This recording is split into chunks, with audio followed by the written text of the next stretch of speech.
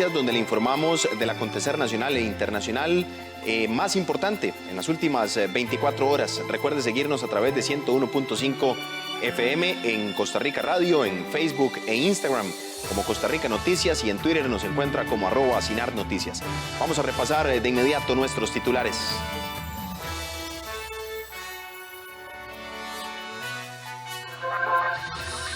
Diputados dudan sobre si se pueden rebajar los salarios de diputados, ministros, presidentes, ejecutivos, entre otros funcionarios, según lo plantea el proyecto de jornadas de reducción del sector público. Con solo contestar o devolver una llamada internacional, usted podría estar siendo estafado. Cuarta entrega del bono proteger no será posible de momento por falta de recursos. Presidente de Brasil, Jair Bolsonaro, dio positivo en una segunda prueba de coronavirus. Se pueden rebajar los salarios de diputados, ministros, presidentes ejecutivos, entre otros funcionarios, según lo plantea el proyecto de jornadas de reducción del sector público que envió el gobierno a la Asamblea Legislativa. Esta es una de las principales dudas que tienen los legisladores que analizan el proyecto que, según el gobierno, ayudaría a levantar la economía del país. ¿Usted está consciente que ese proyecto de reducción de jornadas que nos presentaron no le rebaja el salario a usted como ministra? Es más, le pregunto, ¿está usted consciente de que nos pone a los diputados a votar un proyecto de ley que le rebaja el salario a los funcionarios de esta Asamblea Legislativa, pero que no puede provocar un rebajo del salario de los diputados? Porque nosotros no tenemos una relación laboral, no tenemos jornada laboral. Con estas palabras, el diputado del Frente Amplio cuestionó a la ministra de Planificación y líder del equipo económico del presidente de la República, Carlos Alvarado, sobre el desconocimiento que tienen del proyecto de ley que presentaron, que consiste en recortar un 15% de las jornadas laborales del sector público. A esto, el jefe de fracción del Partido Acción Ciudadana aseguró a Costa Rica Noticias que es un problema de interpretación. Están incluidos, en este momento en el proyecto están incluidos, hay interpretaciones que dicen que no está tan claro, pero bueno, es cuestión de arreglar si no está tan claro. Pero lo que tiene que quedar claro es que ministros, magistrados, diputados, juntas directivas, etcétera, todos los sectores que tenemos salarios más altos y que nuestros salarios dependen de otro tipo de regímenes como las dietas, también estén incluidos. Si resolvemos eso, el proyecto es moralmente necesario para dar una señal de que también nosotros estamos dispuestos a aportar a la atención de la emergencia. Dentro del primer poder de la República, el proyecto tal y como está planteado no tiene buen ambiente. Aseguran que es una improvisación y una irresponsabilidad total. Yo creo que está desproporcionado, yo creo que no es igualitario. No es lo mismo que usted gane 9 millones a que gane 1,5 millones. Yo sinceramente creo que debería ser escalonado y no a partir de 1,5 millones. Yo creo que debería ser a partir de 2 millones a 3 millones un 10%, de 3 millones a 4 millones un 15%, de 4 millones a 5 millones un 20% y así sucesivamente, porque no es lo mismo ganar 9 millones dentro de la función pública a ganar 1,5 millones. Expertos laboralistas nos han estado informando de que la propuesta es inaceptable, es ilegal y es absolutamente inaplicable. O sea, es una propuesta sin haberla meditado, sin haberla calculado, sin haberla estudiado, y me parece que ahí es donde cabe el término de irresponsabilidad por parte del Poder Ejecutivo. Costa Rica Noticias consultó a 2 expertos en derecho laboral sobre el proyecto y ellos mismos discrepan de la interpretación. Sobre la aplicación de este proyecto de ley para una serie de cargos que son de elección popular, como por ejemplo las diputadas y los diputados, debemos indicar que este es un tema que genera bastante discusión. Esto por cuanto se ha entendido que las diputadas, los diputados no tienen una relación laboral en términos ordinarios, es decir, no les aplica el Código de Trabajo o la legislación laboral ordinaria como sí sucede en otras relaciones. Por ende, bajo esta perspectiva, no resultaría de aplicación el proyecto de ley para estos cargos. Este proyecto no le aplicaría a los diputados de la República porque no tienen una jornada de trabajo definida y tampoco se encuentran bajo una relación de empleo. En el caso de los ministros, sí aplicaría porque tienen una relación de empleo y una jornada de trabajo. Y es que recordemos que existen funcionarios públicos que por las particularidades del puesto no tienen una relación estrictamente de empleo, por lo que a los diputados este proyecto tal y como está no les aplicaría. Hay otros funcionarios también a quienes no les aplicaría este proyecto, los cuales serían, por ejemplo, miembros de juntas directivas que no formen parte de una institución y otros funcionarios de elección popular que por la naturaleza de los puestos que desempeñan esta primera versión del proyecto tampoco les aplicaría. El proyecto, según el gobierno, podría generar un ahorro de 130.000 millones de colones. En caso de que se aplique este año, según las estimaciones del Ejecutivo, ya podría contarse con el ahorro de 44.000 millones, siempre y cuando se apruebe antes del mes de septiembre.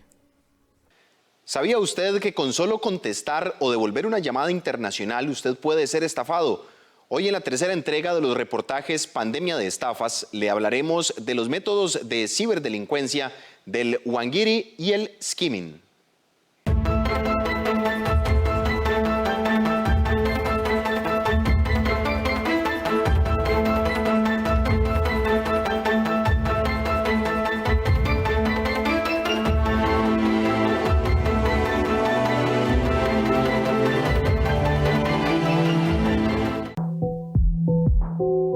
¿Ha recibido usted alguna vez una llamada internacional? De esas que al contestar le parece sospechosa o simplemente no le dicen nada. Cuidado, porque solo con el hecho de contestar o devolver esa llamada podría generarle miles de colones en su factura telefónica por un servicio que usted nunca solicitó.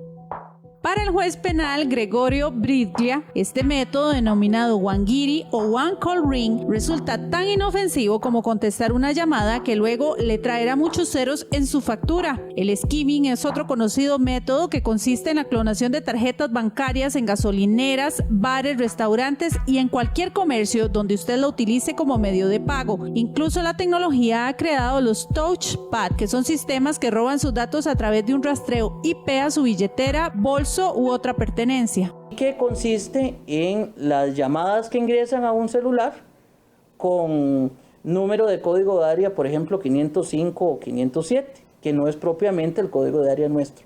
La persona recibe esa llamada, devuelve la llamada telefónica para ver para qué era que lo estaban llamando o le estaban llamando, y lo que está haciendo es realizando una llamada en un procesador automático, que lo que va a hacer es realizarle un cargo por llamada internacional de manera continua, de manera constante. En esta tercera entrega de reportajes sobre estafas electrónicas conoceremos el caso de una persona a quien con solo dar un clip a su token bancario le extrajeron en cuestión de segundos 1 millón de colones que al día de hoy no ha podido recuperar. Estamos haciendo el cambio de los tokens, ¿verdad? Entonces vamos a cambiar su token, vamos a pasarlo a su teléfono. Y me dice, necesito que presione el token, y yo lo presioné. Ahí fue cuando comenzó la estafa, ¿verdad? Él siguió conversándome, siguió hablándome, pero la llamada se extendió mucho, entonces yo empecé a dudar. Mientras transcurría todo ese tiempo, ¿verdad? Ellos estaban haciendo la estafa, estaban haciendo los movimientos, y en eso me llegó a mí un mensaje del banco donde decía que había hecho una salida de dinero. Y fue ahí cuando yo le dije, pero está saliendo dinero de mi cuenta. Me dice, no, esas son transacciones viejas, son transacciones anteriores que usted ha hecho. Le digo, pero yo no conozco a esa persona. No sé quién es. Es que ahí están las cuentas guardadas desde hace muchos años, desde que usted abrió su cuenta hace tantísimos años. Y donde yo estaba ahí, tengo una compañera de trabajo. Ella se intrigó demasiado, entonces mi compañera llamó al banco. A una persona conocida de ella, llamó, y la persona, esa funcionaria bancaria de acá le dijo, dígale que cuelgue, eso es una estafa. ¿Pero qué ha hecho el sistema judicial costarricense para dar trámite a estos casos? El 3 de julio de 2017, Costa Rica firmó el Convenio de Budapest, que representa un compromiso por parte del Estado para regular las criminalidades por medios tecnológicos y estandarizar así las técnicas de supervisión en este tipo de delitos. Como parte de la obligación que el Convenio de Budapest establece a los países que se afilian a ello, es estandarizar técnicas de supervisión, ¿verdad?, de los sistemas informáticos y también con una legislación. Dentro de esas técnicas y dentro de esas que están estandarizados para todos los países miembros de la Convención de Budapest, pues han ido apareciendo ciertas prácticas de ciberdelincuencia, ¿verdad?, que se han ido repitiendo patrones y ya se les han puesto nombres para que sean fáciles de identificar. En esa misma línea se creó el Centro de Respuesta de Incidentes Informáticos dentro del Ministerio de Ciencia y Tecnología, cuya función es monitorear de manera preventiva los programas malignos. En materia sancionatoria, según el artículo 217 bis del Código Penal, dice lo siguiente: el fraude informático se impondrá pena de prisión de 1 a 10 años a la persona que, con la intención de procurar u obtener beneficio patrimonial para sí o para un tercero, influya en el procesamiento o resultado de los datos de un sistema de cómputo mediante programación, empleo de datos falsos o incompletos, uso indebido de datos o cualquier otra acción que incida en un proceso de datos del sistema. Las penas de cárcel por estafas van según el monto estafado. Sin embargo, en Costa Rica, 9 de cada 10 casos se resuelven en la etapa de conciliación sin necesidad de llegar hasta el juicio y la víctima recupera al menos alguna parte de lo que le sustrajeron de forma ilegítima. Para el abogado penalista Rodrigo Araya, en estos casos el profesional en derecho y el cliente valoran de cuánto fue el monto estafado y de ahí parten para iniciar un proceso judicial con asesoría legal o no, pues muchas veces los montos por el pago de servicios del abogado tienen mayor costo que la estafa misma. Cuando son montos grandes, digamos que superen el 1.000.000 de colones, efectivamente ahí tal vez vale la pena acudir a un abogado particular, porque normalmente, tal y como lo establece el arancel de honorarios de abogados, el abogado tendrá derecho a recuperar un 20, un 25 o un 30% del monto de lo que a la persona le estafaron. Entonces, cuando son montos que superan el 1.000.000 de colones, una persona puede acudir a un abogado y podría ser rentable, llamémosle así, que de lo que yo tenga que recuperar de la estafa le pague una cuarta parte o una tercera parte al abogado y aún así recuperar. Pero cuando son montos pequeños, obviamente no aconsejamos que la persona acuda a un abogado particular.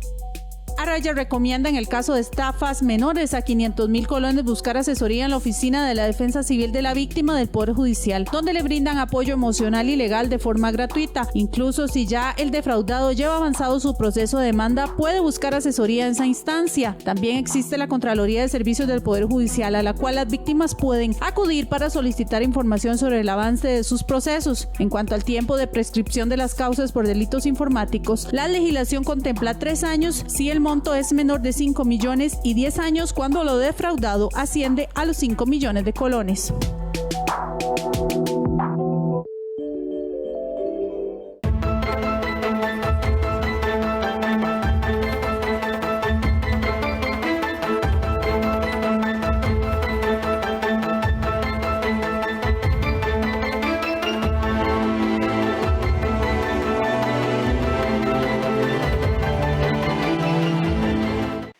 La Contraloría autorizó a la Caja Costarricense del Seguro Social una nueva compra de 4 ventiladores pulmonares. A la fecha, la entidad solo ha recibido 22 de los 311 ventiladores que compró desde el mes de marzo. La Contraloría General de la República autorizó a la Caja Costarricense del Seguro Social la compra directa de 4 ventiladores pulmonares urgentes para la atención de pacientes COVID-19. La Contraloría General de la República le autorizó a la Caja Costarricense del Seguro Social la compra de 4 ventiladores pulmonares, equipos que serán de utilidad para la atención de la pandemia. El monto máximo autorizado es por $142.000. Como le hemos indicado a esa entidad, deberá respetar siempre los principios de transparencia a la hora de realizar las compras e informar o dejar documentada la información de la contratación que realice para el acceso del público. Los equipos son específicamente para las unidades de cuidados intensivos, por lo que las características técnicas de esos ventiladores son muy detalladas para ser usados en dichas áreas. La caja ya ha realizado procedimientos de compra de este tipo de ventiladores, pero a la fecha la institución no ha podido recibir la mayor cantidad de equipos porque las empresas se han visto afectadas a la hora de obtener los suministros de insumos, retrasando así la fabricación. Además, ha habido afectación en la logística de traslados, con lo que las entregas también han sufrido retrasos. El día de ayer, la Caja Costarricense de Seguro Social recibió la autorización por parte de la Contraloría General de la República para la compra de 4 ventiladores pulmonares invasivos adicionales. Esta compra es adicional a las ya autorizadas por parte de la Contraloría y se debe a que una de las empresas que fue adjudicada con una cantidad de ventiladores de la compra original pues trajo ventiladores adicionales a los que se le habían solicitado. Entonces en la compra original se le habían comprado 30 ventiladores y en estos momentos la empresa tiene 4 ventiladores adicionales ya en el país. Entonces en ese momento la caja decide pues solicitar un nuevo permiso para comprar esos 4 debido obviamente a la importancia que tiene contar con estos equipos en esta situación de pandemia que estamos viviendo. Al 7 de julio, la entidad aseguradora solo había recibido 22 de los 311 equipos contratados de manera urgente en marzo, poco después de detectado el primer caso positivo de coronavirus en el país. Las intoxicaciones han aumentado un 25% desde que inició la pandemia en Costa Rica. En la mayoría de casos sucede en niños menores de 3 años. El Centro Nacional de Control de Intoxicaciones, ubicado en el Hospital Nacional de Niños, muestra preocupación debido a que desde el 1 de marzo al 6 de julio, es decir, estos tiempos de pandemia, se ha visto un incremento del 25% en las intoxicaciones, si comparamos el dato con la misma fecha del año pasado. Según el tipo de llamada que recibieron en este periodo del 2020, se registraron 5.280 intoxicaciones, mientras que en el 2019, 3.952. Por su parte, para asesoría, este año ha habido 1.620 llamadas, mientras que el año anterior hubo 1.334. En total, en tiempos de pandemia, este centro ha recibido 6.900 llamadas, mientras que el año anterior fue 5.286. Y el aumento en tiempo de pandemia ha sido significativo. Al inicio de la pandemia, en los primeros 2 meses pudimos ver un incremento de alrededor de un 46%, ya aumentando el corte hasta el 6 de julio. Sí hemos visto que esa tendencia tal vez tiene un aumento de un 26%, como usted lo estaba mencionando, un 24% en términos generales. Sin embargo, también pues esto nos alerta y nos hace avisarle a la población, ¿verdad? Nosotros como Centro Nacional de Control de Intoxicaciones nos comprometemos a hacer estas alertas porque la población tiene que tener mucho cuidado. En cuanto a la causa de intoxicación, en el centro mencionan que la gran mayoría ha sido accidentales, 1.682, seguida por tentativa de suicidio, 794, reacción a medicamentos por 719, adicciones por 466 y errores en medicación por 335. Por otro lado, los datos de la entidad señalan que el mayor agente tóxico suele ser medicamentos, con 2.298 casos, productos de limpieza con 791, veneno de animales como abejas o alacranes 696, drogas 446 y por alimentos 321. Los medicamentos ocupan el primer lugar de las intoxicaciones en términos generales y en este tiempo de la pandemia los productos de limpieza, tanto de uso doméstico como de uso industrial, están ocupando el segundo lugar de las intoxicaciones. Entonces, sí vemos una relación importante con la pandemia. La médico señala que a pesar de que en este periodo no ha habido ninguna muerte por esta causa, sí es importante destacar que en la mayoría de los casos sucede en niños menores de 3 años. No hemos tenido muertes, ¿verdad?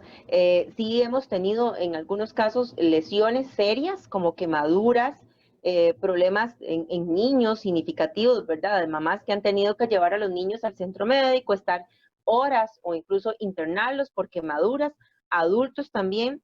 Algo importante es que las personas están haciendo mezclas para combinar estos productos, ¿verdad? De limpieza o desinfectante con porque hay mucho miedo, porque hay pánico, porque estamos aterrados y las personas queremos usarlo mejor, pero hay mucha desinformación en este sentido. Entonces, nosotros queremos que las personas conozcan que la realidad, ¿verdad?, es lo que las autoridades oficiales están mencionando, nos están recomendando, que acatemos y seamos disciplinados con estas recomendaciones. ¿Qué es lo que usted debe hacer si usted o un familiar sufre una intoxicación? La doctora Ramos nos detalla. Primero, tiene que lavar muy bien con agua la boca o la piel donde cayó alguna sustancia química, o incluso si hay algún medicamento que está en la boca, tiene que descontaminarse. No es hacer un lavado exhaustivo ni provocar el vómito, esto que quede claro. Es limpiar. Si se puede cepillar los dientes, es ideal. Y el segundo paso es llamar inmediatamente al centro de intoxicaciones, porque nosotros debemos valorar ese riesgo. Hoy en día el centro hace un papel muy importante en contención a las familias para que en la mayoría de lo posible se puedan quedar en sus hogares. En tanto, la principal recomendación de la médico es no creer en noticias falsas que se generen en Internet con una supuesta cura mágica del COVID-19 y mantener sustancias peligrosas fuera del alcance de los niños. La Comisión Nacional de Emergencias estima que si el aumento de los casos de COVID-19 continúa al ritmo actual, los servicios de salud colapsarían en el mes de agosto. En las últimas 24 horas, 19 personas más fueron hospitalizadas y otras 4 ingresaron a una unidad de cuidados intensivos. Es decir, que este 16 de julio, 207 pacientes permanecen en un hospital y 35 en alguna unidad de cuidados intensivos. Si esa tendencia continúa, es probable que el próximo 14 de agosto, cerca de 360 personas estarían en cuidados intensivos, lo que superaría la capacidad actual de atención, según las proyecciones de los expertos de la Sala de Análisis de Atención de Situación Nacional de la Comisión Nacional de Emergencias. Si nosotros queremos que esta curva no se manifieste como está en este momento, necesitamos empezar a ser mucho más agresivos, tanto a nivel personal como a nivel comunitario, acatar las medidas que hemos venido diciendo todos los días en estas conferencias de prensa, para que así esa curva que estamos viendo tan a la alza pueda mantenerse, idealmente inclusive disminuir. Y eso va a depender de cada uno de nosotros. Actualmente, los hospitales nacionales ya superaron el 50% de su ocupación, debido al aumento de personas contagiadas por el COVID-19.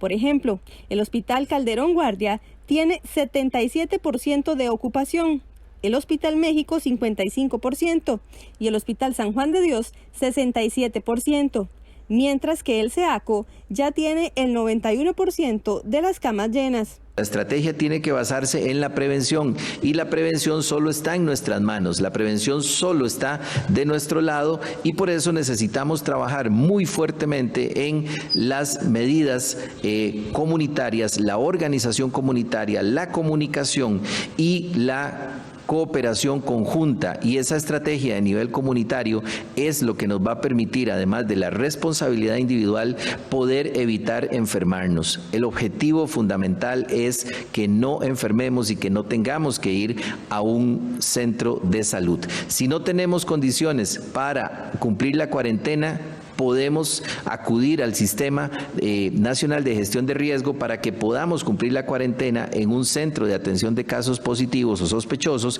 y de esta forma vamos a estar más protegidos. Protegemos a nuestra familia y protegemos a nuestra comunidad. Así que ya sabemos, la respuesta está en nuestras manos. No podemos depender de solamente los servicios de salud. Hacemos todos los esfuerzos para ampliar esa capacidad, pero no podemos basar nuestra estrategia ahí. En los últimos 3 días, el país superó los 9.000 casos de COVID-19. Para este 16 de julio, se registra un total de 9.546. El Instituto Costarricense de Acueductos y Alcantarillados decidió continuar por un plazo de 30 días más la política de no suspender los servicios de agua por morosidad. Así lo dio a conocer la institución por medio de un comunicado de prensa, donde señala que a raíz de la situación que se vive por la pandemia, se toma esta decisión. La institución instó a todos los usuarios con facturas pendientes que se comuniquen con ellos para buscar y llegar a un arreglo de pago. El AIA confirmó que una vez finalizado el plazo concedido al 15 de agosto del 2020, los usuarios deberán cancelar sus obligaciones pendientes. Las agencias ubicadas en cantones en alerta naranja se encuentran cerradas al público del 13 al 17 de julio, mientras que la alerta amarilla y los cantones que se encuentran en ella funcionan con los protocolos sanitarios, con un horario exclusivo para personas adultas mayores en condición de vulnerabilidad de 7 de la mañana a 8 de la mañana.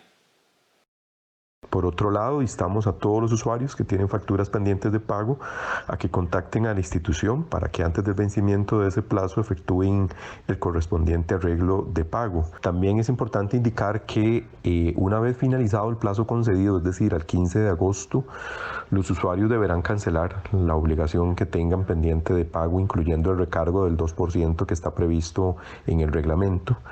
Esto ya sea de forma total o en un solo tracto o mediante la formalización de un arreglo de pago, pues en caso contrario se tendría que suspender la habilitación del servicio. Hacemos una pausa y ya regresamos con más información en 24 horas en Noticias. Quédese con nosotros. Para el BCR, su salud va primero. Evite el contacto al pagar. Utilice la pulsera o el sticker para compras del BCR de forma rápida y fácil, sin contacto. Solicítelos a través de bancobcr.com y en la app BCR Móvil, completando el formulario electrónico. Por su conveniencia y seguridad, utilice la pulsera o el sticker para compras del BCR. Somos el Banco de Costa Rica. El coronavirus COVID-19 se ha convertido en una pandemia. Ante esta emergencia de salud pública mundial, es importante recibir información confiable y que los especialistas nos orienten sobre las medidas preventivas. En cobertura informativa nacional e internacional. Coronavirus, la pandemia. Un programa que nos pone al día con lo sucedido en el mundo debido a este virus. De lunes a viernes a las 6 de la tarde, sábados y domingos a las 6:30 de la tarde, solo en 13. Costa Rica Televisión.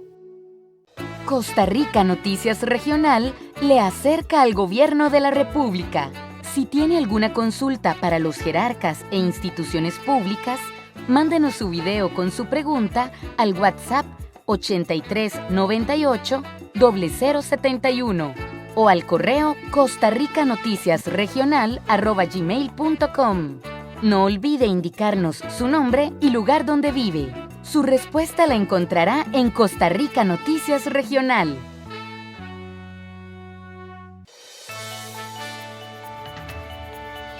Continuamos con más información en 24 horas en Noticias. La cuarta entrega del bono Proteger no será posible de momento por faltante de recursos, según lo confirmó la ministra de Trabajo a Costa Rica Noticias. Además, la jerarca señaló que inclusive obteniendo el presupuesto que está en la Asamblea Legislativa para implementar el bono, no se podrán cubrir a las 420,000 personas que están pendientes de recibir la ayuda.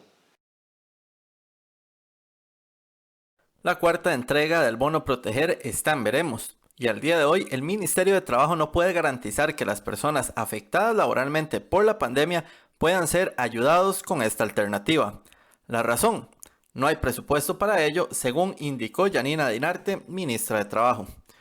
Actualmente 936,000 personas se han registrado para poder acceder al bono Proteger, de las cuales 533,000 han sido beneficiadas. Es decir, que un poco más de 420,000 personas no han podido acceder a esta opción por falta de recursos, señaló Dinarte a Costa Rica Noticias. Ante la pregunta de si se prevé colocar un cuarto mes, lo que debo decir es que la prioridad es primero, con los recursos que se puedan generar, cubrir a las personas a las que de todos no se les han podido dar el bono. Entonces, nosotros seguimos trabajando, por supuesto, por garantizar el cumplimiento a quienes ya han sido beneficiarios con los recursos que tenemos disponibles, pero claramente la necesidad de contar con una aprobación por parte de la Asamblea Legislativa es fundamental.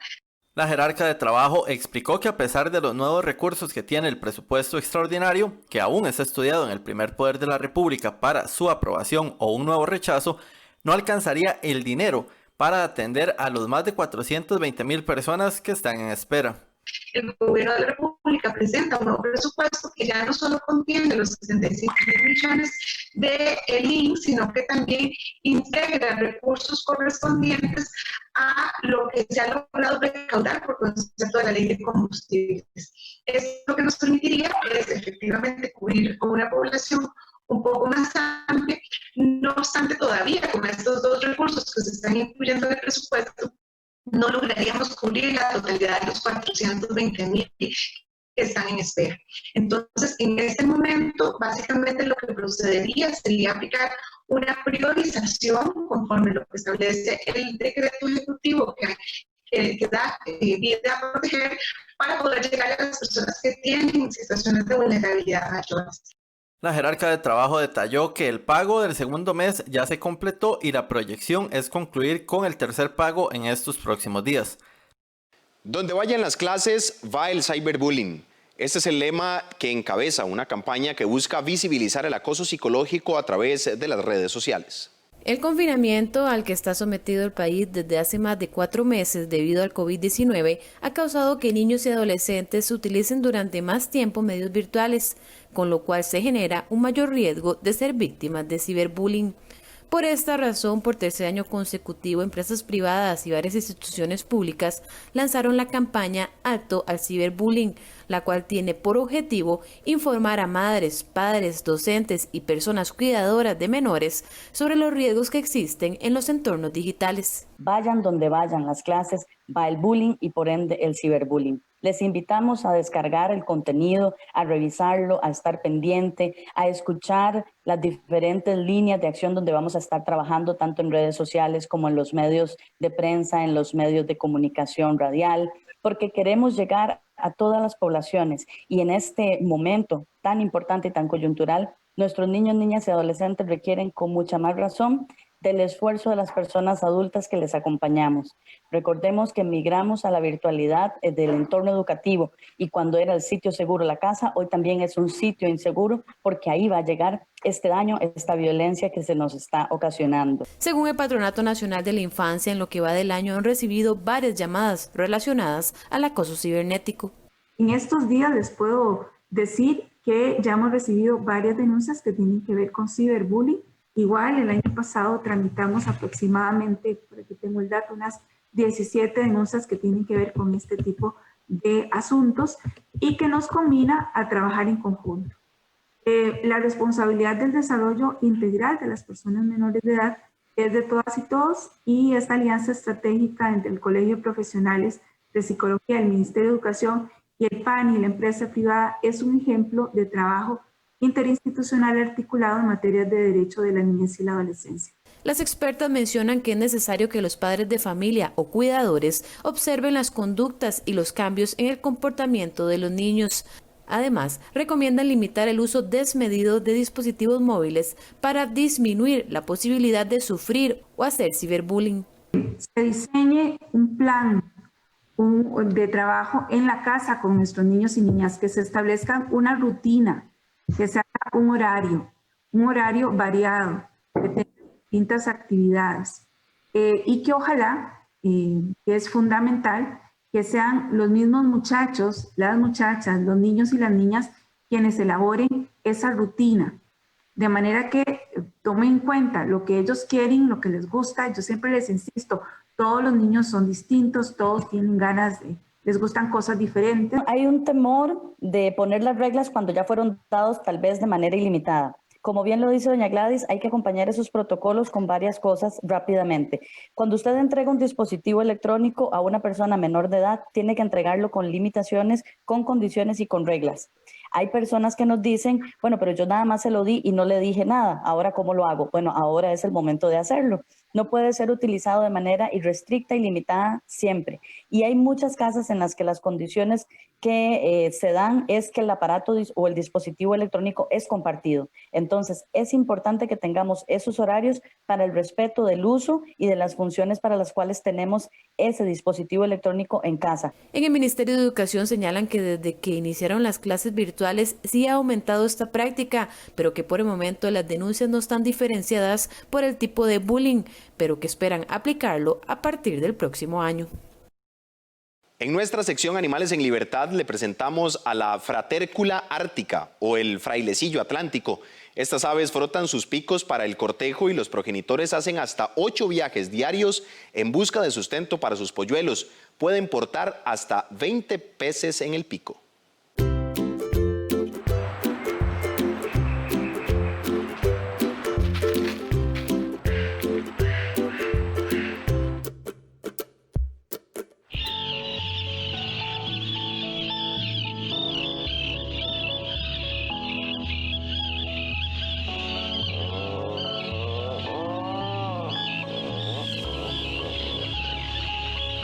Les presentamos a la fratércula ártica, también conocida como frailecillo. Esta ave habita el Atlántico Norte. Son pequeñas aves marinas que usan smoking. Su atuendo negro cubre la mayor parte de su cuerpo, excepto su vientre blanco y redondeado. Lo que hace que se vean tan tiernos y adorables es su pico colorido. Viven en mar abierto la mayor parte de su vida. Solo regresan a tierra una vez al año para aparearse. Pueden volar de 48 a 55 millas por hora y pueden batir sus alas a una velocidad de 400 veces por minuto. Son excelentes volando y buceando. En promedio, bajo el agua, atrapan y retienen en su pico cerca de 10 peces por viaje.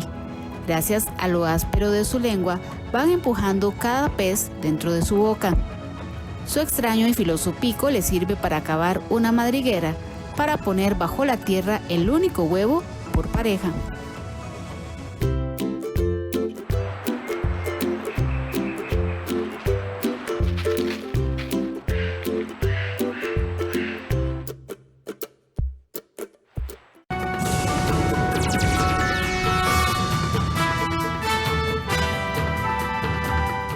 Vamos con información en el ámbito internacional. Un solemne acto en España rinde homenaje a las víctimas del coronavirus. España recordó a sus víctimas de la pandemia del nuevo coronavirus. El jueves se llevó a cabo una ceremonia de Estado presidida por el rey Felipe VI y que contó con la presencia de dirigentes europeos y de la Organización Mundial de la Salud. Este acto no puede reparar el dolor de muchas familias por no haber podido estar a su lado en sus últimas horas, ni mucho menos atenuar la tristeza por su ausencia, pero sí hacer justicia a su vida, a su contribución a nuestra sociedad, a su memoria. El acto también reconoció el esfuerzo de los trabajadores de la salud. Hemos dado todo lo que teníamos, hemos trabajado al límite de nuestras fuerzas y hemos vuelto a entender, quizás mejor que nunca, por qué elegimos esta profesión: cuidar y salvar vidas. Aunque muchos compañeros tuvieron que dar su propia vida para ello. A casi un mes de haber desconfinado totalmente a su población tras controlar la epidemia, el país ha experimentado en los últimos días un repunte en los contagios y mantiene más de 120 brotes activos en varias regiones del país.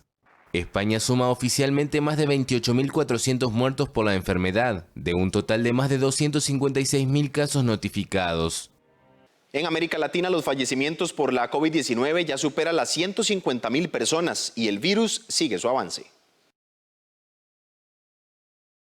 Latinoamérica superó el miércoles los 150.000 muertos por el nuevo coronavirus, según un conteo de la France Press basado en fuentes oficiales.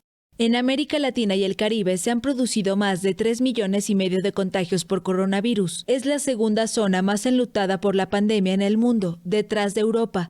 Casi la mitad de los decesos han ocurrido en Brasil. Con 212 millones de habitantes, es el país más afectado de la región. Acumula más de 75.000 fallecidos y más de 1.900.000 infectados. Por su parte, México, de 126 millones de habitantes, ha registrado casi 37.000 defunciones y acumula más de 317.000 casos confirmados. Otro de los países más afectados es Perú, de 32 millones de habitantes, que registra 12.000 fallecidos, el balance de muertos más alto en América Latina por cada millón de habitantes. Aún así, el gobierno reanudó el transporte nacional, aéreo y terrestre. La economía peruana se desploma y el gobierno se inclinó por proseguir con la reapertura tras 120 días de confinamiento. En Venezuela, el gobierno decidió una radicalización del confinamiento en Caracas y el vecino estado de Miranda. La medida obliga al cierre de negocios, salvo supermercados, farmacias y otros comercios considerados esenciales. Además, anunció que habilitará las instalaciones del centro de espectáculos más importante del país para la atención de pacientes de COVID-19. Por ejemplo, aquí en Caracas yo mandaba a preparar el estacionamiento del Poliedro de Caracas para instalar ahí unos hospitales militares. Ya está en fase de preparación. Venezuela reporta más de 10.000 contagios de coronavirus y 100 muertes. En el país de 30 millones de habitantes, la oposición y organizaciones como Human Rights Watch cuestionan las cifras. El presidente de Brasil, Jair Bolsonaro, dio positivo en una segunda prueba de coronavirus y sigue en cuarentena. El presidente de Brasil, Jair Bolsonaro, anunció el miércoles que volvió a dar positivo en un examen de coronavirus. A pesar de ello, reiteró que su cuestionado tratamiento con hidroxicloroquina está funcionando. Yo no recomiendo nada. Yo recomiendo que usted vaya a su médico y converse con él. En mi caso, un médico militar me recomendó la hidroxicloroquina y funcionó. Estoy bien, gracias a Dios. Me hicieron un examen ayer en la mañana y en la noche dio resultado de que todavía sigo positivo para el coronavirus. El mandatario de 65 años aseguró que está sin síntomas desde el martes pasado que fue diagnosticado con el virus. La eficacia de los tratamientos con hidroxicloroquina han sido cuestionados científicamente. Espero que en los próximos días me haga un nuevo examen y, si Dios quiere, que todo esté bien para que nosotros regresemos al trabajo pronto. Bolsonaro permanece en la residencia oficial Palacio de Alborada, desde donde despacha por videoconferencia y sigue atendido por el equipo médico de la presidencia. El mandatario es un escéptico de la pandemia y es contrario a las cuarentenas. Además, ha calificado el coronavirus de gripecita. Brasil es el segundo país con más casos y más muertes por coronavirus, detrás de Estados Unidos. Una nueva pausa en 24 horas en Noticias. Ya regresamos. Siga en compañía de 13 Costa Rica Televisión, Costa Rica Noticias. También lo puede hacer a través de 101.5 en el FM en Costa Rica Radio. Ya volvemos. Marielos, una mujer que ha dedicado más de 40 años a recopilar y difundir la historia y costumbres de su pueblo guanacasteco. Me encanta haber hecho ese trabajo hace mucho tiempo. Hace más o menos 40 años empecé a hacer este trabajo de recopilación de la historia de Bagaces. En el mes de julio estrenamos La Chola de Bagaces en Documentales UNED. El sábado 25 a las 7 de la mañana y las 4 de la tarde. Aquí en 13, Costa Rica Televisión. Esta semana, en Punto y Coma, conoceremos el libro En una gota hay miles de aguas. Poesía escogida. 20 años de la vida y escritura del desaparecido escritor costarricense Julio Acuña Agüero. Una edición compilada y organizada por el escritor y editor Gustavo Chávez. Punto y Coma. Nuestros libros tienen la palabra. Los domingos a las 12 mediodía, con repetición los lunes a las 11 de la noche. En 13, Costa Rica Televisión.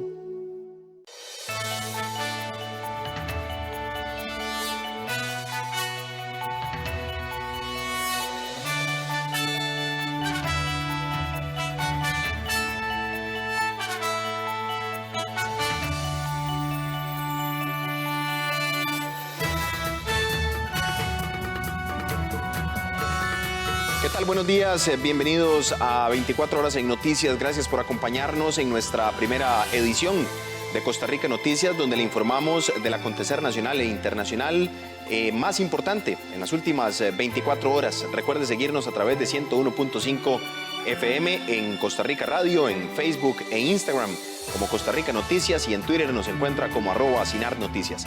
Vamos a repasar de inmediato nuestros titulares.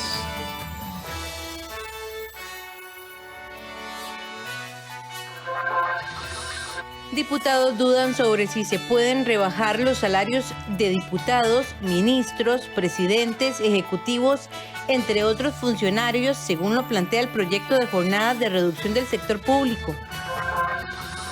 Con solo contestar o devolver una llamada internacional, usted podría estar siendo estafado. Cuarta entrega del bono proteger no será posible de momento por falta de recursos. Presidente de Brasil, Jair Bolsonaro, dio positivo en una segunda prueba de coronavirus. Se pueden rebajar los salarios de diputados, ministros, presidentes ejecutivos, entre otros funcionarios, según lo plantea el proyecto de jornadas de reducción del sector público que envió el gobierno a la Asamblea Legislativa. Esta es una de las principales dudas que tienen los legisladores que analizan el proyecto que, según el gobierno, ayudaría a levantar la economía del país. ¿Usted está consciente que ese proyecto de reducción de jornadas que nos presentaron no le rebaja el salario a usted como ministra? Es más, le pregunto, ¿está usted consciente de que nos pone a los diputados a votar un proyecto de ley que le rebaja el salario a los funcionarios de esta Asamblea Legislativa, pero que no puede provocar un rebajo del salario de los diputados? Porque nosotros no tenemos una relación laboral, no tenemos jornada laboral. Con estas palabras, el diputado del Frente Amplio cuestionó a la ministra de Planificación y líder del equipo económico del presidente de la República, Carlos Alvarado, sobre el desconocimiento que tienen del proyecto de ley que presentaron, que consiste en recortar un 15% de las jornadas laborales del sector público. A esto, el jefe de fracción del Partido Acción Ciudadana aseguró a Costa Rica Noticias que es un problema de interpretación. Están incluidos, en este momento en el proyecto están incluidos, hay interpretaciones que dicen que no está tan claro, pero bueno, es cuestión de arreglar si no está tan claro. Pero lo que tiene que quedar claro es que ministros, magistrados, diputados, juntas directivas, etcétera, todos los sectores que tenemos salarios más altos y que nuestros salarios dependen de otro tipo de regímenes como las dietas, también estén incluidos. Si resolvemos eso, el proyecto es moralmente necesario para dar una señal de que también nosotros estamos dispuestos a aportar a la atención de la emergencia. Dentro del primer poder de la República, el proyecto tal y como está planteado no tiene buen ambiente. Aseguran que es una improvisación y una irresponsabilidad total. Yo creo que está desproporcionado, yo creo que no es igualitario. No es lo mismo que usted gane 9 millones a que gane 1,5 millones. Yo sinceramente creo que debería ser escalonado y no a partir de 1,5 millones. Yo creo que debería ser a partir de 2 millones a 3 millones un 10%, de 3 millones a 4 millones un 15%, de 4 millones a 5 millones un 20% y así sucesivamente, porque no es lo mismo ganar 9 millones dentro de la función pública a ganar 1,5 millones. Expertos laboralistas nos han estado informando de que la propuesta es inaceptable, es ilegal y es absolutamente inaplicable. O sea, es una propuesta sin haberla meditado, sin haberla calculado, sin haberla estudiado, y me parece que ahí es donde cabe el término de irresponsabilidad por parte del Poder Ejecutivo. Costa Rica Noticias consultó a 2 expertos en derecho laboral sobre el proyecto y ellos mismos discrepan de la interpretación. Sobre la aplicación de este proyecto de ley para una serie de cargos que son de elección popular, como por ejemplo las diputadas y los diputados, debemos indicar que este es un tema que genera bastante discusión. Esto por cuanto se ha entendido que las diputadas, los diputados no tienen una relación laboral en términos ordinarios, es decir, no les aplica el Código de Trabajo o la legislación laboral ordinaria como sí sucede en otras relaciones. Por ende, bajo esta perspectiva, no resultaría de aplicación el proyecto de ley para estos cargos. Este proyecto no le aplicaría a los diputados de la República porque no tienen una jornada de trabajo definida y tampoco se encuentran bajo una relación de empleo. En el caso de los ministros, sí aplicaría porque tienen una relación de empleo y una jornada de trabajo. Y es que recordemos que existen funcionarios públicos que por las particularidades del puesto no tienen una relación estrictamente de empleo, por lo que a los diputados este proyecto tal y como está no les aplicaría. Hay otros funcionarios también a quienes no les aplicaría este proyecto, los cuales serían, por ejemplo, miembros de juntas directivas que no formen parte de una institución y otros funcionarios de elección popular que por la naturaleza de los puestos que desempeñan, esta primera versión del proyecto tampoco les aplicaría. El proyecto, según el gobierno, podría generar un ahorro de 130.000 millones de colones. En caso de que se aplique este año, según las estimaciones del Ejecutivo, ya podría contarse con el ahorro de 44.000 millones, siempre y cuando se apruebe antes del mes de septiembre. ¿Sabía usted que con solo contestar o devolver una llamada internacional usted puede ser estafado? Hoy en la tercera entrega de los reportajes Pandemia de Estafas le hablaremos de los métodos de ciberdelincuencia del wangiri y el skimming.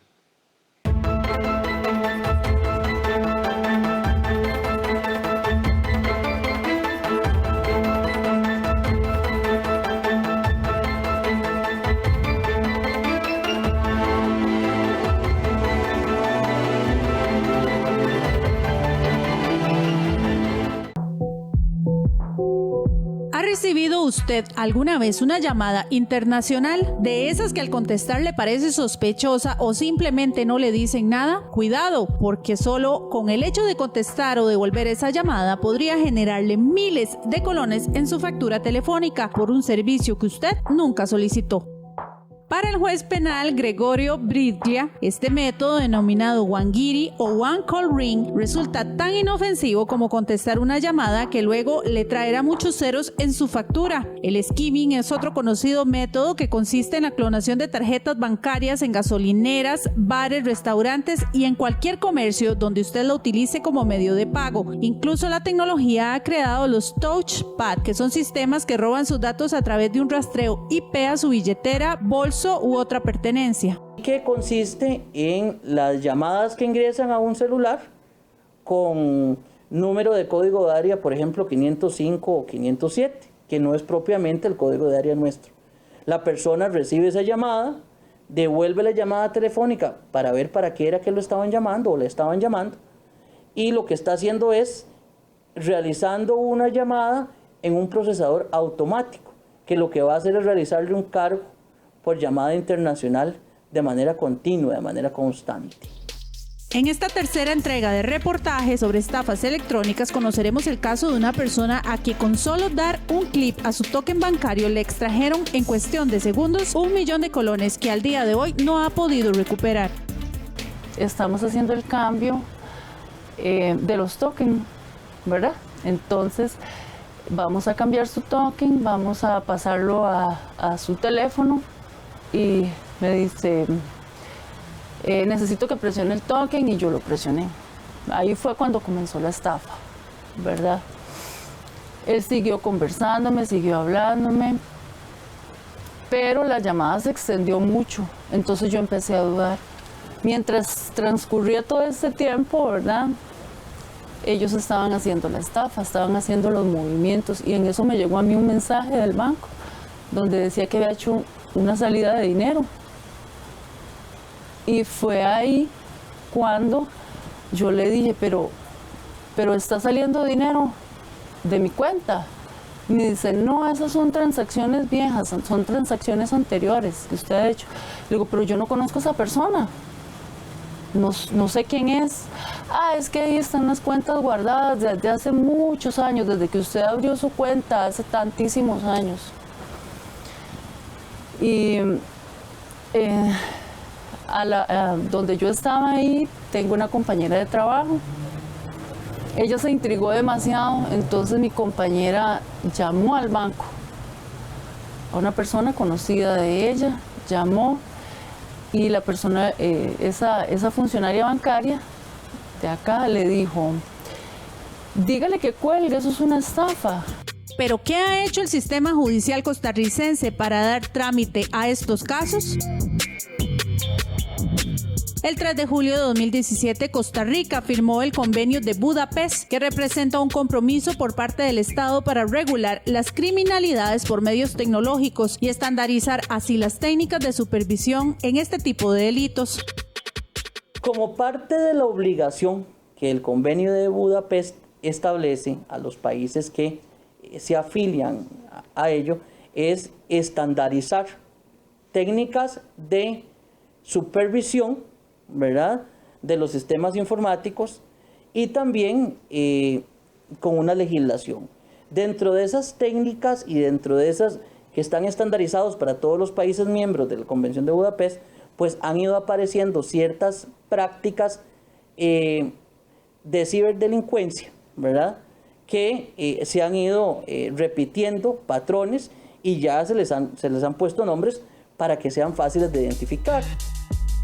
En esa misma línea se creó el Centro de Respuesta de Incidentes Informáticos dentro del Ministerio de Ciencia y Tecnología, cuya función es monitorear de manera preventiva los programas malignos. En materia sancionatoria, según el artículo 217 bis del Código Penal, dice lo siguiente: el fraude informático se impondrá pena de prisión de 1 a 10 años a la persona que, con la intención de procurar u obtener beneficio patrimonial para sí o para un tercero, influya en el procesamiento o resultado de los datos de un sistema de cómputo mediante programación, empleo de datos falsos o incompletos, uso indebido de datos o cualquier otra acción que incida en un proceso de datos del sistema. Las penas de cárcel por estafas van según el monto estafado. Sin embargo, en Costa Rica, 9 de cada 10 casos se resuelven en la etapa de conciliación sin necesidad de llegar hasta el juicio, y la víctima recupera al menos alguna parte de lo que le sustrajeron de forma ilegítima.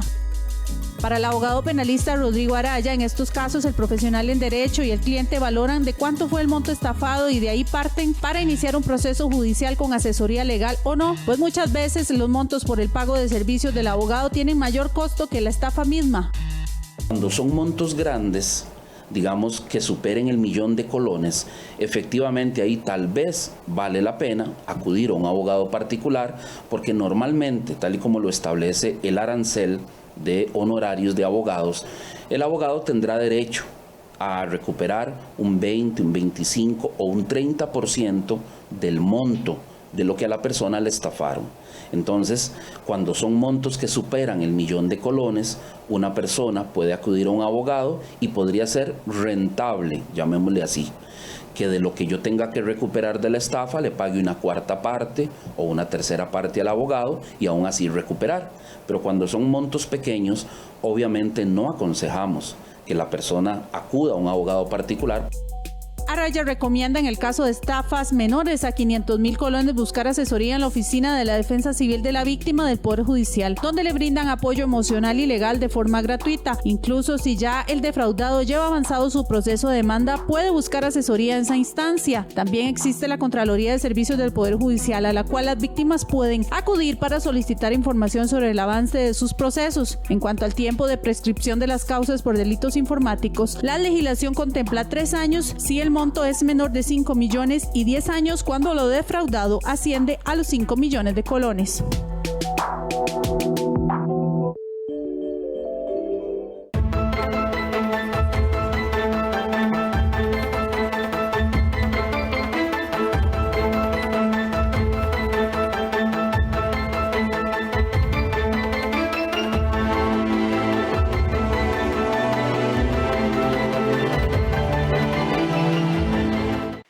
La Contraloría autorizó a la Caja Costarricense del Seguro Social una nueva compra de 4 ventiladores pulmonares.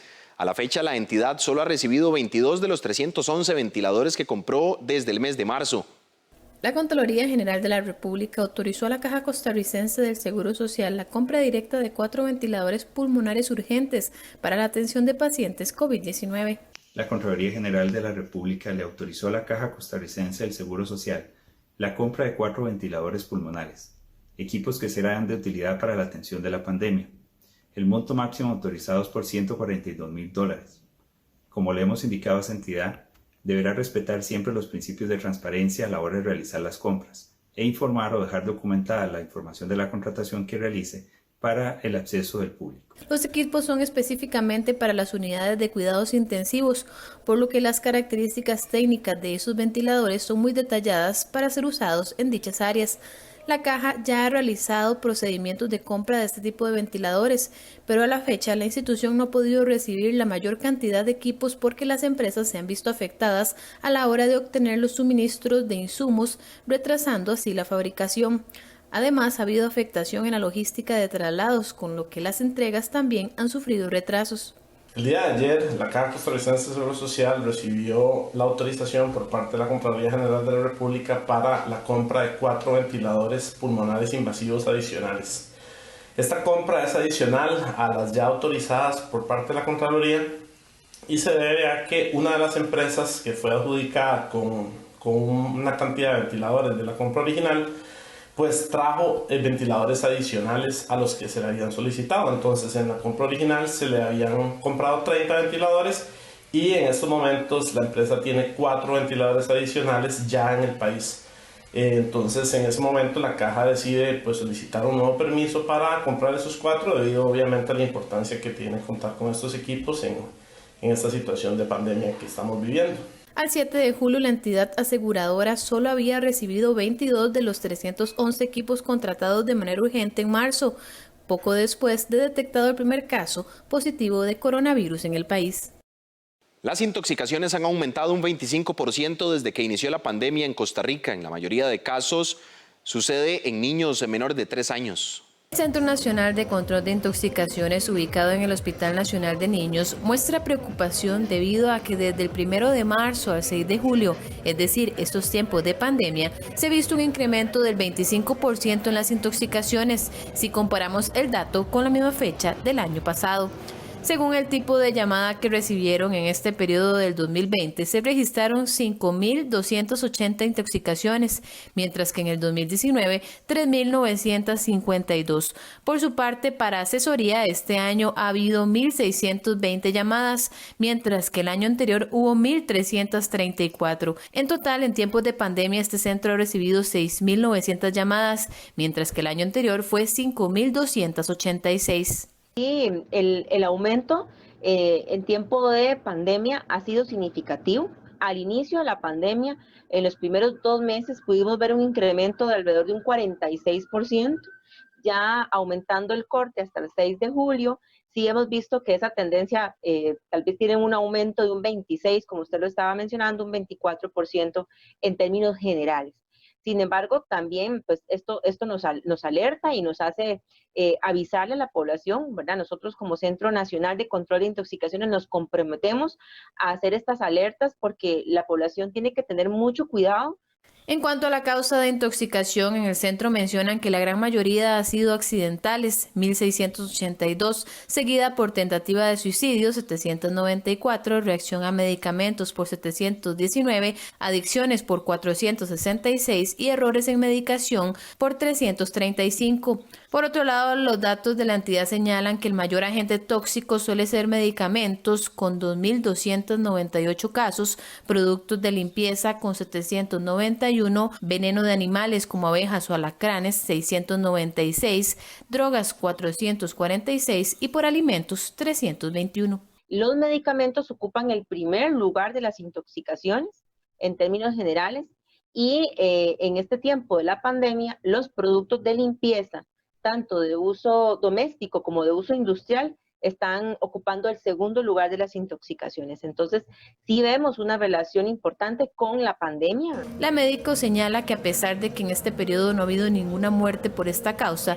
sí es importante destacar que en la mayoría de los casos sucede en niños menores de 3 años. No hemos tenido muertes, ¿verdad? Sí hemos tenido en algunos casos lesiones serias como quemaduras, problemas en niños significativos, ¿verdad? De mamás que han tenido que llevar a los niños al centro médico, estar horas o incluso internarlos por quemaduras, adultos también. Algo importante es que las personas están haciendo mezclas para combinar estos productos, ¿verdad? De limpieza o desinfectante porque hay mucho miedo, porque hay pánico, porque estamos aterrados y las personas queremos usarlo mejor.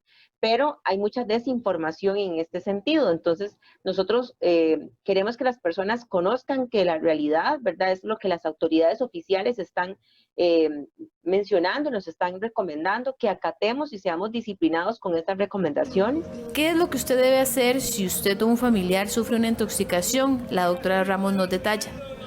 Primero, tiene que lavar muy bien con agua la boca o la piel donde cayó alguna sustancia química o incluso si hay algún medicamento que está en la boca, tiene que descontaminarse. No es hacer un lavado exhaustivo ni provocar el vómito, esto que quede claro. Es limpiar.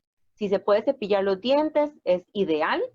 Y el segundo paso es llamar inmediatamente al centro de intoxicaciones, porque nosotros debemos valorar ese riesgo.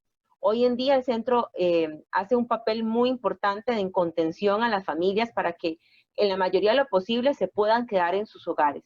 En tanto, la principal recomendación de la médico es no creer en noticias falsas que se generen en Internet como una supuesta cura mágica del COVID-19 y mantener sustancias peligrosas fuera del alcance de los niños.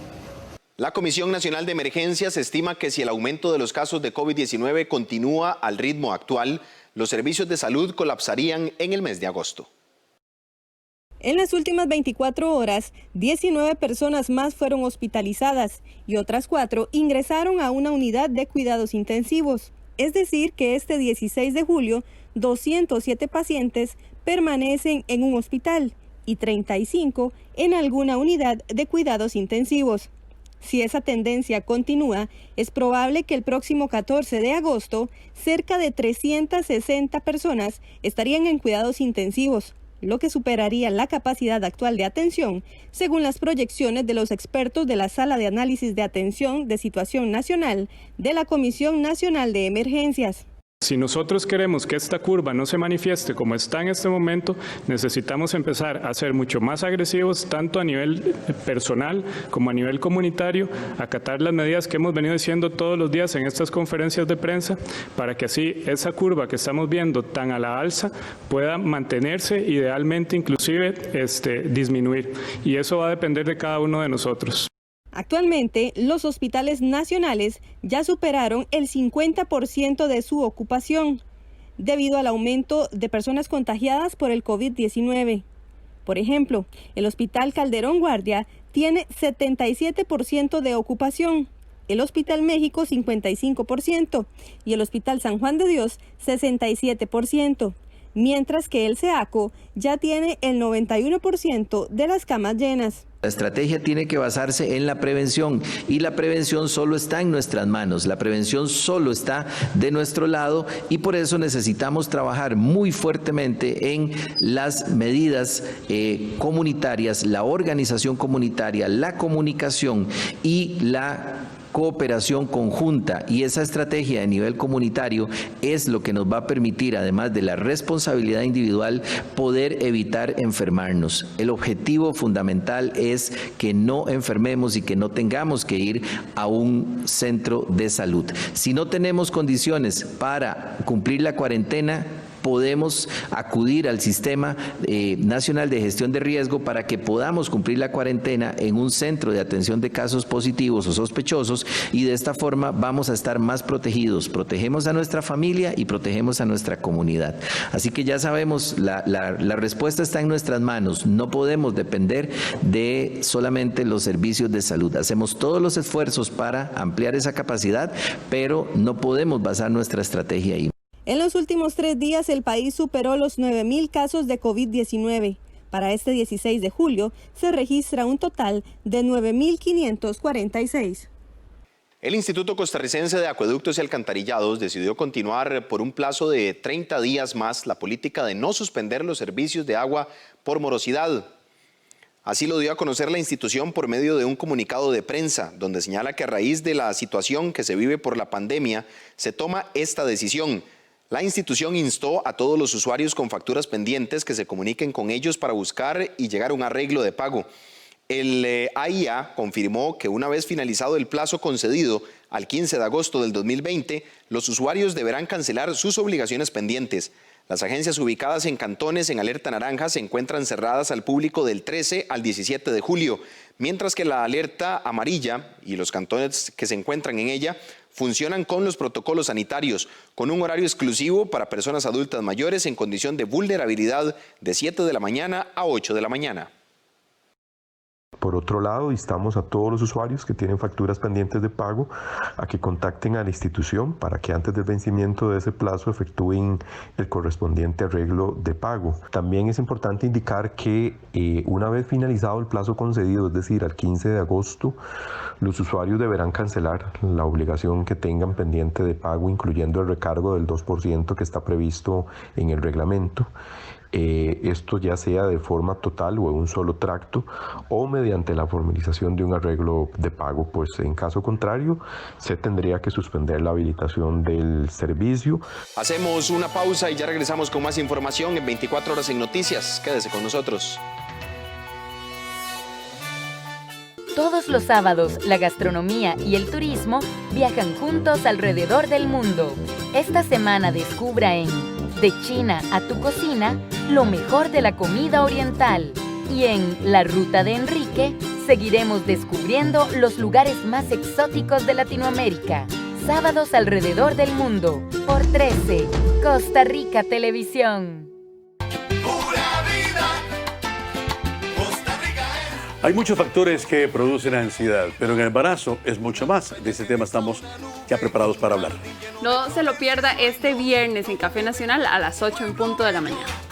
Costa Rica, Costa Rica, Costa Rica. Continuamos con más información en 24 horas en Noticias. La cuarta entrega del bono Proteger no será posible de momento por faltante de recursos, según lo confirmó la ministra de Trabajo a Costa Rica Noticias. Además, la jerarca señaló que inclusive obteniendo el presupuesto que está en la Asamblea Legislativa para implementar el bono, no se podrán cubrir a las 420,000 personas que están pendientes de recibir la ayuda.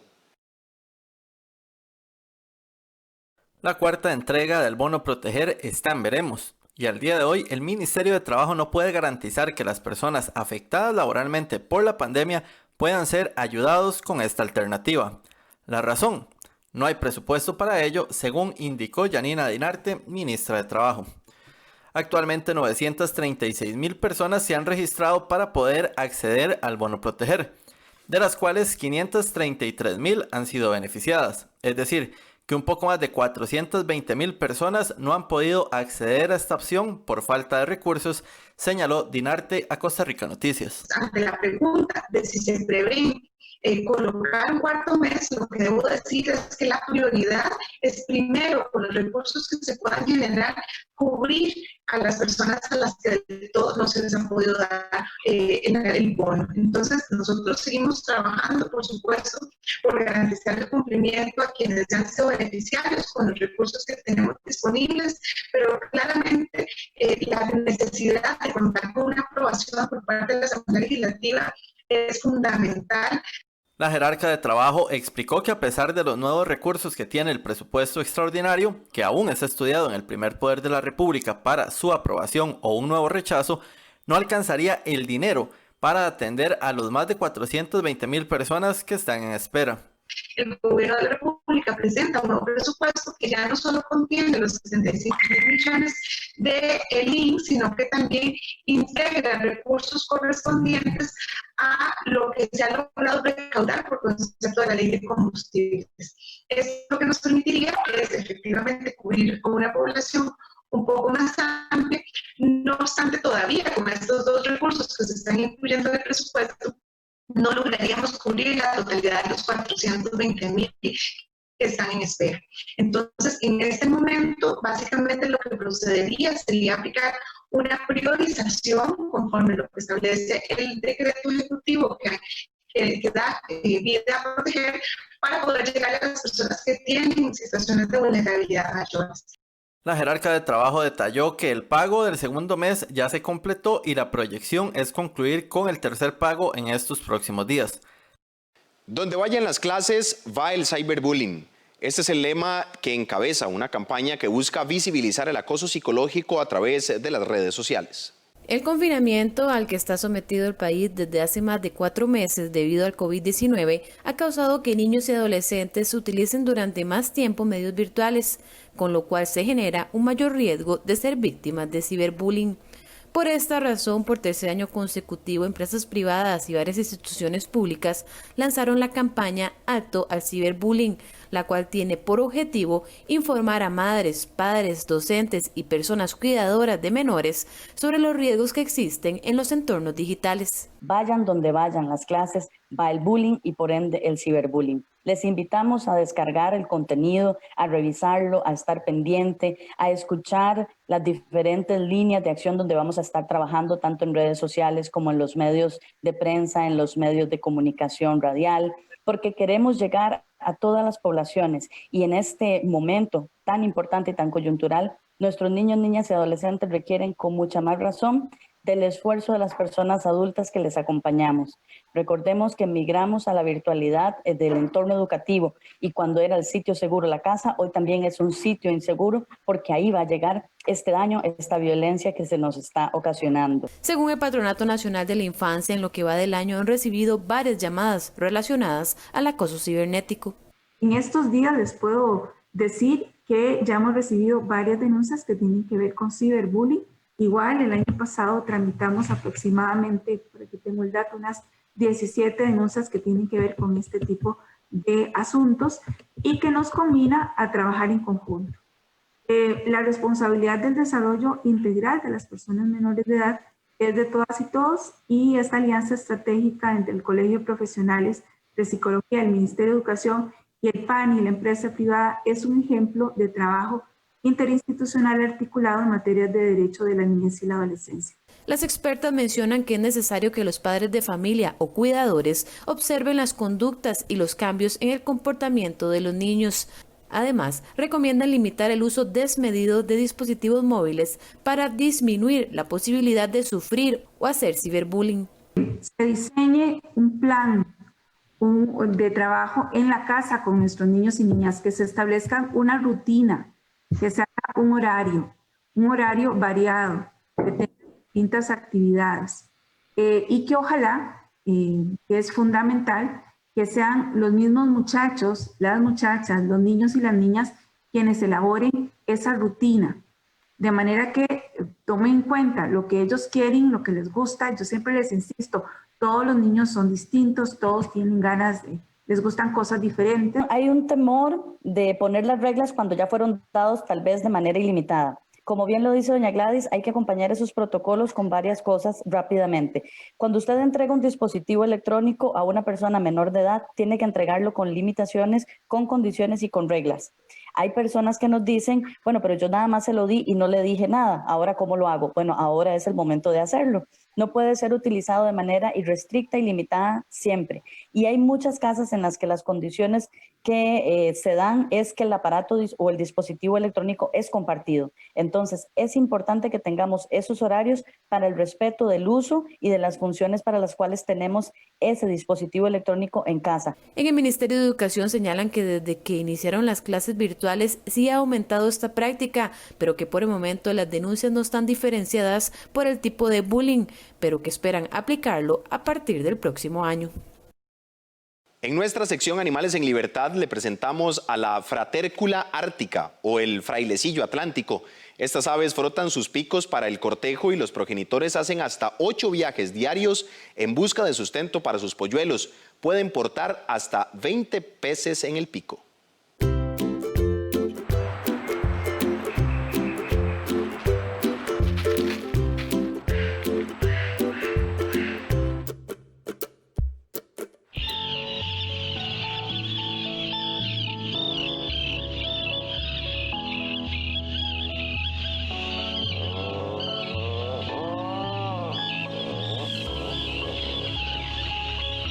Les presentamos a la fratércula ártica, también conocida como frailecillo. Esta ave habita el Atlántico Norte. Son pequeñas aves marinas que usan smoking. Su atuendo negro cubre la mayor parte de su cuerpo, excepto su vientre blanco y redondeado. Lo que hace que se vean tan tiernos y adorables es su pico colorido. Viven en mar abierto la mayor parte de su vida. Solo regresan a tierra una vez al año para aparearse. Pueden volar de 48 a 55 millas por hora y pueden batir sus alas a una velocidad de 400 veces por minuto. Son excelentes volando y buceando. En promedio, bajo el agua, atrapan y retienen en su pico cerca de 10 peces por viaje. Gracias a lo áspero de su lengua, van empujando cada pez dentro de su boca. Su extraño y filoso pico les sirve para cavar una madriguera para poner bajo la tierra el único huevo por pareja.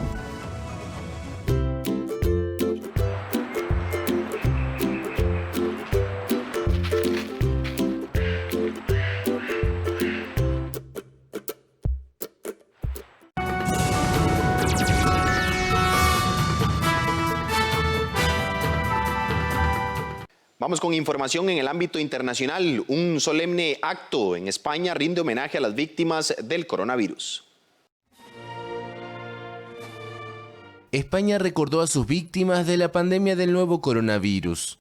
El jueves se llevó a cabo una ceremonia de Estado presidida por el rey Felipe VI y que contó con la presencia de dirigentes europeos y de la Organización Mundial de la Salud. Este acto no puede reparar el dolor de muchas familias por no haber podido estar a su lado en sus últimas horas, ni mucho menos atenuar la tristeza por su ausencia, pero sí hacer justicia a su vida, a su contribución a nuestra sociedad, a su memoria. El acto también reconoció el esfuerzo de los trabajadores de la salud. Hemos dado todo lo que teníamos, hemos trabajado al límite de nuestras fuerzas y hemos vuelto a entender, quizás mejor que nunca, por qué elegimos esta profesión: cuidar y salvar vidas. Aunque muchos compañeros tuvieron que dar su propia vida para ello. A casi un mes de haber desconfinado totalmente a su población tras controlar la epidemia, el país ha experimentado en los últimos días un repunte en los contagios y mantiene más de 120 brotes activos en varias regiones del país. España suma oficialmente más de 28.400 muertos por la enfermedad, de un total de más de 256.000 casos notificados. En América Latina, los fallecimientos por la COVID-19 ya superan las 150.000 personas y el virus sigue su avance. Latinoamérica superó el miércoles los 150.000 muertos por el nuevo coronavirus, según un conteo de la France Press basado en fuentes oficiales. En América Latina y el Caribe se han producido más de 3,5 millones de contagios por coronavirus. Es la segunda zona más enlutada por la pandemia en el mundo, detrás de Europa. Casi la mitad de los decesos han ocurrido en Brasil. Con 212 millones de habitantes, es el país más afectado de la región. Acumula más de 75.000 fallecidos y más de 1.900.000 infectados. Por su parte, México, de 126 millones de habitantes, ha registrado casi 37.000 defunciones y acumula más de 317.000 casos confirmados. Otro de los países más afectados es Perú, de 32 millones de habitantes, que registra 12.000 fallecidos, el balance de muertos más alto en América Latina por cada millón de habitantes. Aún así, el gobierno reanudó el transporte nacional, aéreo y terrestre. La economía peruana se desploma y el gobierno se inclinó por proseguir con la reapertura tras 120 días de confinamiento. En Venezuela, el gobierno decidió una radicalización del confinamiento en Caracas y el vecino estado de Miranda. La medida obliga al cierre de negocios, salvo supermercados, farmacias y otros comercios considerados esenciales. Además, anunció que habilitará las instalaciones del centro de espectáculos más importante del país para la atención de pacientes de COVID-19. Por ejemplo, aquí en Caracas yo mandaba a preparar el estacionamiento del Poliedro de Caracas para instalar ahí unos hospitales militares. Ya está en fase de preparación. Venezuela reporta más de 10.000 contagios de coronavirus y 100 muertes. En el país de 30 millones de habitantes, la oposición y organizaciones como Human Rights Watch cuestionan las cifras. El presidente de Brasil, Jair Bolsonaro, dio positivo en una segunda prueba de coronavirus y sigue en cuarentena. El presidente de Brasil, Jair Bolsonaro, anunció el miércoles que volvió a dar positivo en un examen de coronavirus. A pesar de ello, reiteró que su cuestionado tratamiento con hidroxicloroquina está funcionando. Yo no recomiendo nada. Yo recomiendo que usted vaya a su médico y converse con él. En mi caso, un médico militar me recomendó la hidroxicloroquina y funcionó. Estoy bien, gracias a Dios. Me hicieron un examen ayer en la mañana y en la noche dio resultado de que todavía sigo positivo para el coronavirus. El mandatario de 65 años aseguró que está sin síntomas desde el martes pasado que fue diagnosticado con el virus. La eficacia de los tratamientos con hidroxicloroquina han sido cuestionados científicamente. Espero que en los próximos días me haga un nuevo examen y, si Dios quiere, que todo esté bien para que nosotros regresemos al trabajo pronto. Bolsonaro permanece en la residencia oficial Palacio de Alvorada, desde donde despacha por videoconferencia y sigue atendido por el equipo médico de la presidencia. El mandatario es un escéptico de la pandemia y es contrario a las cuarentenas. Además, ha calificado el coronavirus de gripecita. Brasil es el segundo país con más casos y más muertes por coronavirus, detrás de Estados Unidos. Hasta aquí la información en 24 horas en Noticias. Gracias por habernos acompañado en esta primera edición. Les recordamos que a las 12 de mediodía tenemos nuestra segunda entrega de información nacional e internacional. A las 7 de la noche, nuestra edición estelar. Manténgase informado con todas las plataformas que tenemos para usted en Facebook, Twitter, Instagram, nuestros podcasts en Spotify y la página web Costa Rica Noticias. Feliz mañana, que la pasen bien.